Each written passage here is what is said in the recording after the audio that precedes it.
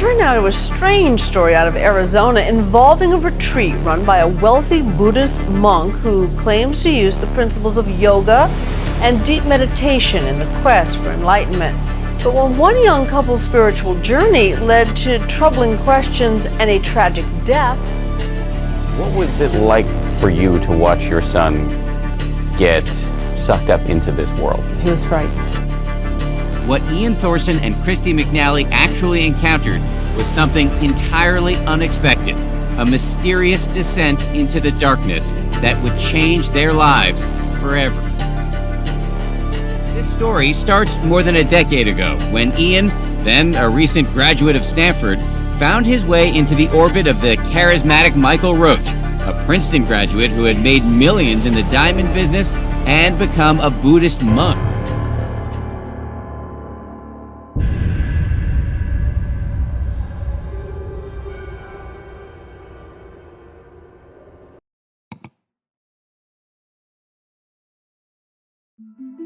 Antes de começar, já peço desculpas caso eu cometa algum erro de pronúncia ou se eu use algum termo de forma errada.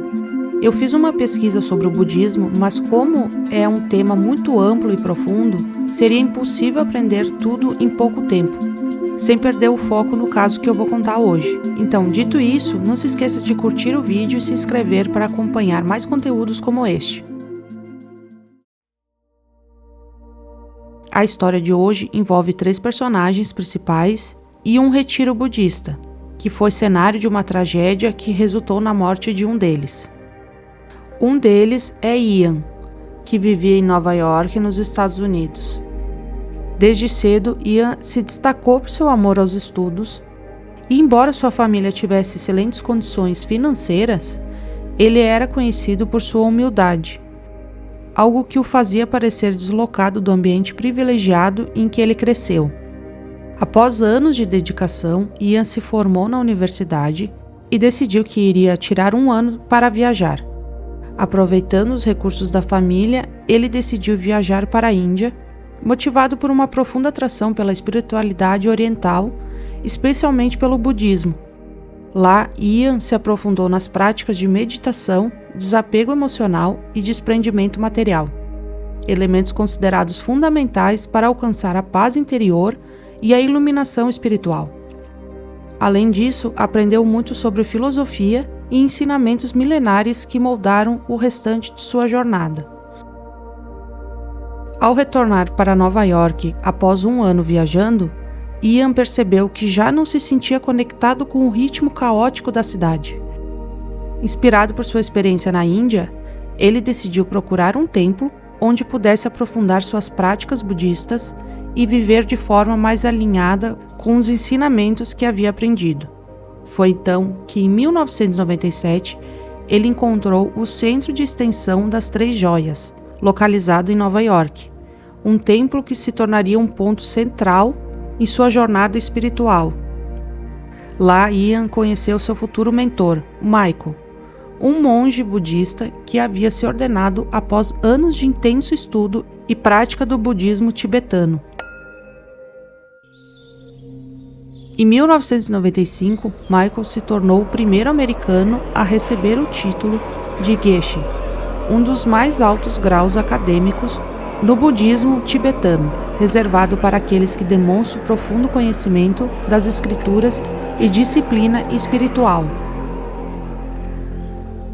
Um ano depois, em 1996, aparece a terceira personagem, Christy, que se tornou aluna e assistente pessoal de Michael. Logo, os dois formaram uma parceria espiritual, uma prática no budismo que incentiva a união profunda entre pessoas e compartilham o mesmo caminho de busca pela iluminação. Para eles, essa parceria ia além de uma simples amizade espiritual. Era um compromisso profundo de nunca se separarem. Entre suas promessas, estava a de jamais ficarem a mais de alguns poucos metros de distância, cerca de 4,5 metros, compartilharem o mesmo prato de comida, lerem os mesmos livros e dedicarem suas vidas ao mesmo propósito espiritual. Com essa aproximação, os dois desenvolveram uma relação afetiva que culminou em um casamento cristão em 1998. Enquanto isso, a família de Ian começou a se preocupar com seu envolvimento no grupo, temendo que ele estivesse sob influência de um culto. He was not his own person anymore. Did you feel like you were losing him? Of course. He was totally changed. Like, even his hugs weren't hugs. Like, they were like shells of hugs. No ano de 2000, seus familiares organizaram uma intervenção tentando convencê-lo de deixar o grupo e mostrando que ele tinha outras opções de vida além daquela comunidade espiritual. Por um tempo, a iniciativa pareceu surtir efeito. Ian passou os 5 anos seguintes viajando pela Europa, trabalhando como tradutor. No entanto, ele nunca cortou completamente os laços com Michael. No mesmo ano, em 2000, Michael anunciou que colocaria sua carreira de professor em pausa e se dedicaria plenamente à busca pela iluminação, participando de um retiro de meditação com um voto de silêncio que duraria 3 anos, 3 meses e 3 dias. Ele foi acompanhado por 5 alunos escolhidos e, durante esse período, fundou o retiro chamado Centro da Montanha Diamante, localizado no deserto do Chihuahua, no Arizona. O local foi criado para que as pessoas pudessem estudar, praticar yoga e meditação, além de aprofundar seus conhecimentos espirituais. A fama de Michael cresceu ainda mais com a fundação do retiro, e após completar o período de 3 anos de silêncio, ele passou a administrar cursos online. A cada 6 meses, ele saía para ensinar grandes multidões sobre suas experiências de meditação, com o objetivo de ajudar as pessoas a alcançar a iluminação através da meditação e do Tantra, ou dos chamados ensinamentos secretos. Em 2003, após retornar do retiro, Michael também fez 2 revelações bombásticas em uma carta aberta. Ele afirmou que estava prestes a se tornar um ser iluminado, como o Buda. Além disso, declarou que sua esposa era a reencarnação de uma deusa, especificamente Vajrayogini. Enquanto isso, Ian, após passar 5 anos longe, retornou a Nova York e se tornou um frequentador assíduo do templo de Michael, criando uma conexão ainda mais profunda com a comunidade e os ensinamentos espirituais. Após as revelações de Michael, a comunidade budista tibetana se dividiu profundamente. Vários lamas respeitados exigiram que Michael devolvesse suas vestes de monge, argumentando que, até mesmo entre os budistas de mais alto nível mediativo, ninguém jamais havia feito a afirmação de ser um ser iluminado. Muitos de seus professores e colegas sugeriram que ele renunciasse aos votos de monge. Entre eles, Zopa Lama, um dos maiores mentores de Michael, aconselhou ele a provar suas afirmações, demonstrando publicamente os poderes milagrosos que supostamente viriam com a iluminação, ou, caso contrário, ser declarado um herege. Esse conselho tornou as críticas ainda mais contundentes e pertinentes. Roach is a highly trained monk in the same tradition as the Dalai Lama. However, in recent years, the Dalai Lama and other Buddhists have been highly critical of and even embarrassed by some of Roach's decisions, like living with women, growing out his hair, and building a global following of adoring acolytes. O casamento de Michael e Christie, que também havia sido mantido em segredo, acabou sendo descoberto, e a notícia veio à tona em 2003. Michael deu uma entrevista a um jornal, onde foi questionado sobre o casamento. Ele explicou que havia decidido se casar para garantir que sua esposa tivesse direito aos seus bens caso algo acontecesse com ele. Foi então que ele foi questionado sobre a aparente contradição entre ser monge e estar casado, o que significava uma quebra de seus votos. Michael também foi confrontado sobre como sua continuidade como monge poderia prejudicar a reputação da comunidade budista tibetana em geral. A essa altura, Christie já havia sido nomeada Geshe, título concedido por Michael. Ela passou a administrar palestras e ensinar budismo. Pensando em promover a segunda caminhada ao retiro, o casal planejou aprimorar as acomodações do local e expandir. Eles decidiram construir dezenas de estruturas movidas a energia solar, com sistemas de autorresfriamento altamente eficientes, uma infraestrutura permanente, em contraste com as barracas usadas no retiro anterior. Essas novas instalações seriam capazes de acomodar dezenas de pessoas por longos períodos. O casal então conseguiu que seus seguidores construíssem as cabanas voluntariamente e também financiassem os custos das construções, um projeto que levou anos para ser finalizado.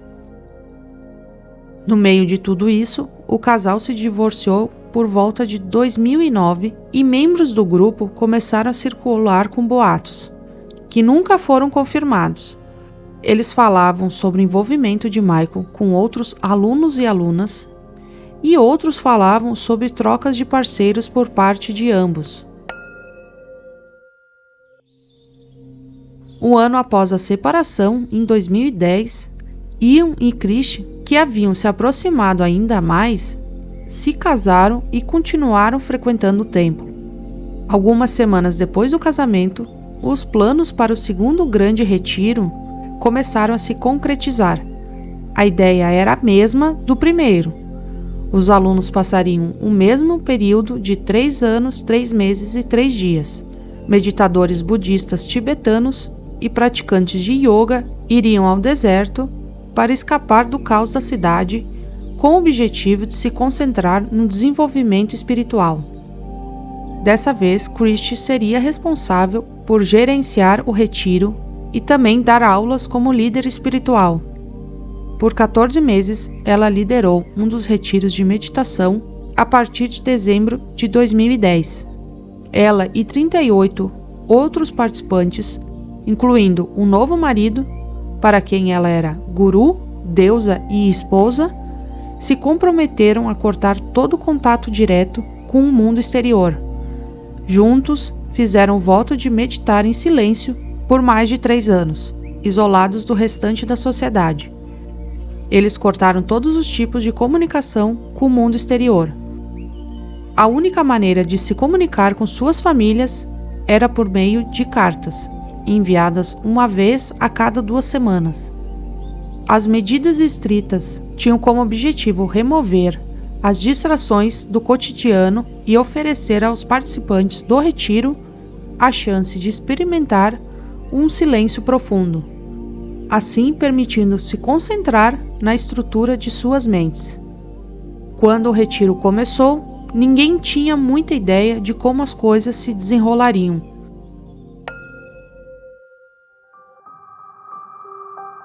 Então, em março de 2011, após 3 meses de silêncio, Ian apareceu batendo na porta de um dos participantes com um pedido de socorro. Ele havia levado 3 facadas e estava sangrando muito. O enfermeiro presente no retiro aconselhou que Ian fosse imediatamente a um hospital, pois o ferimento era grave. No entanto, conseguiram localizar um médico dentro do próprio retiro que o socorreu. Ian tinha cortes profundos no ombro e no peito, que quase atingiram órgãos vitais. Não houve muitas explicações por parte dos envolvidos, mas os rumores sugeriram que Christie estava se envolvendo sexualmente com outros alunos. Uma discussão entre o casal acabou resultando com ela esfaqueando o marido. Em 16 de novembro de 2011, o casal se tornou uma sensação crescente dentro de uma pequena comunidade de mediadores budistas tibetanos e praticantes de yoga. Mesmo com tudo aquilo que aconteceu, eles lançaram um livro intitulado 2 como 1, uma jornada para o yoga. no qual ambos ensinam a prática do yoga em parceria, basicamente em dupla. A ideia do livro era mostrar a experiência sinérgica de dois parceiros de yoga trabalhando juntos, destacando que esse apoio mútuo permitia que cada um fosse mais longe e mais rápido no caminho, o que jamais poderia ser sozinho, e talvez desfrutasse da prática mais do que nunca. Once we do this kind of yoga together, then the next day when we try to do like a series alone, it's really lonely actually. It's lonely. Yeah. we decided we don't want to do any other yoga. We only want to do partner yoga. Yeah. Em fevereiro de 2012, Grish quebrou o seu voto de silêncio para dar uma palestra pública sobre suas realizações durante a meditação. Vestindo suas icônicas vestes brancas, ela se sentou em um trono e falou sobre as lições espirituais que havia aprendido enquanto lidava com um relacionamento cada vez mais instável e violento. Em um ato que ela descreveu como uma brincadeira entre o casal, ela revelou que esfaqueou Ian 3 vezes com uma faca que eles haviam recebido como presente de casamento, alegando que isso era uma forma de mostrar a energia agressiva. A situação já estava se tornando alarmante e o Conselho de Administração do Retiro ficou preocupado que o foco na violência pudesse incentivar outros meditadores a seguir o mesmo caminho perigoso. Diante disso, eles consultaram um advogado e enviaram cartas urgentes a Christie, pedindo mais informações sobre os episódios de violência doméstica e suas decisões cada vez mais erráticas. Christie então tentou reforçar seu controle sobre os meditadores, proibindo toda correspondência com o mundo exterior. Ela ordenou que todas as entregas de correspondência fossem suspensas e instruiu os participantes a recusarem qualquer contato com suas famílias.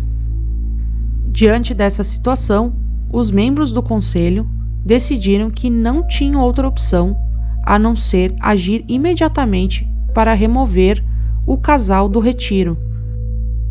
Eles enviaram uma carta explicando a decisão e deram ao casal 1 hora para arrumar suas coisas e sair de lá.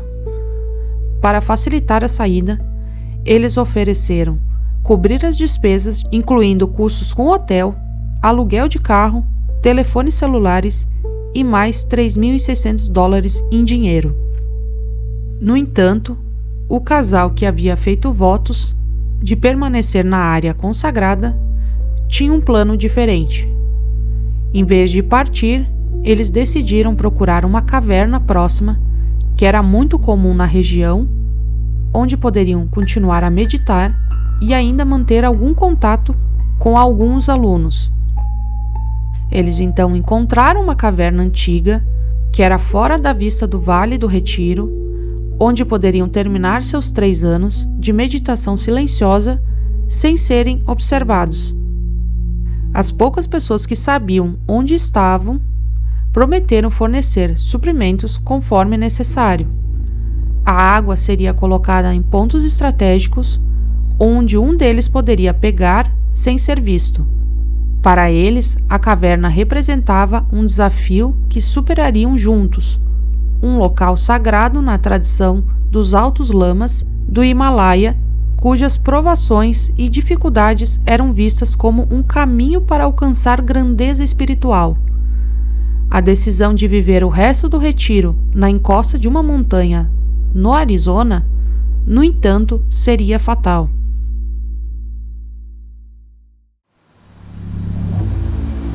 Após alguns dias, ficaram com pouca água e a solução encontrada por eles foi beber a água da chuva, o que acabou causando uma infecção bacteriana. Na manhã de 22 de abril de 2012, Ian não acordou. Christie, então, ativou o sinalizador de emergência. Levaria mais de 7 horas para a equipe de busca e resgate conseguir tirá-los da encosta da montanha. Christie foi encontrada desidratada e delirando. Ela foi encaminhada ao hospital, enquanto Ian já havia falecido no local, aos 38 anos, com uma morte lenta e dolorosa, em busca de uma iluminação que nunca chegou. Na caverna, a polícia encontrou um colchão de ar, sacos de dormir, lanternas, um saco de lixo, uma lona e vários jarros de água, todos vazios, exceto um, que continha uma água completamente suja, provavelmente a água da chuva. Também havia caixas de comida crua do lado de fora da entrada da caverna. Mais tarde, uma autópsia determinaria que a causa da morte de Ian foi desidratação. Seu corpo pesava apenas 45 quilos. As autoridades afirmaram que não havia suspeita de crime em sua morte e que não houve responsabilidade criminal. Christie se recuperou em um hospital e vários dias depois, quando recebeu alta, ela desapareceu. Surgiram rumores que ela estaria em outro retiro silencioso, meditando sobre o significado da morte de seu marido, mas ninguém sabia ao certo o que ela estava fazendo ou onde estava. Quando o público soube da morte de Ian, surgiram muitas perguntas sobre como isso poderia ter ocorrido em um retiro budista. Também foram levantadas questões sobre os limites da liderança espiritual e os perigos do isolamento extremo. I think it was a couple of people that thought they could live off the land and they made a huge mistake. Michael e Christie enfrentaram críticas severas por seu papel no evento, com muitos questionando o nível de controle que exerciam sobre seus seguidores e a segurança das práticas promovidas no retiro. Em uma entrevista, a irmã e a mãe de Ian levantaram algumas questões relacionadas à tragédia e o que pensavam sobre o grupo liderado por Michael. It seems a little creepy to me. So your first impression was, Creepy. and it didn't change. No. He promised the highway to enlightenment in one lifetime, What is he asking for in return? total dedication. In your view, is Michael's group a cult? Yes. So do you think Michael put your son in a dangerous position by kicking him out of that retreat? Absolutely. Michael também foi questionado sobre a morte de Ian e como ele estava lidando com isso. Sua resposta foi: "Foi um evento muito triste, mas porque as pessoas não estão interessadas no meu ensino. Uma pessoa morre no deserto e, de repente, todos prestam atenção. As pessoas deveriam estar falando sobre todos os bons trabalhos que eu fiz." Michael continuou promovendo os retiros no mesmo local e da mesma forma. Ainda era visto dando palestras e compartilhando seus ensinamentos, sendo adorado por muitos, principalmente por seu carisma até hoje. A tragédia de Ian é um lembrete poderoso de que, embora a busca espiritual possa ser uma jornada profundamente transformadora, ela também carrega riscos significativos, especialmente quando os limites entre devoção e autossacrifício se tornam de forma perigosamente. Até hoje, o caso permanece como um exemplo sombrio dos perigos do fanatismo e da busca por transcendência sem limites claros. Tudo o que é levado ao extremo pode se tornar perigoso e fatal.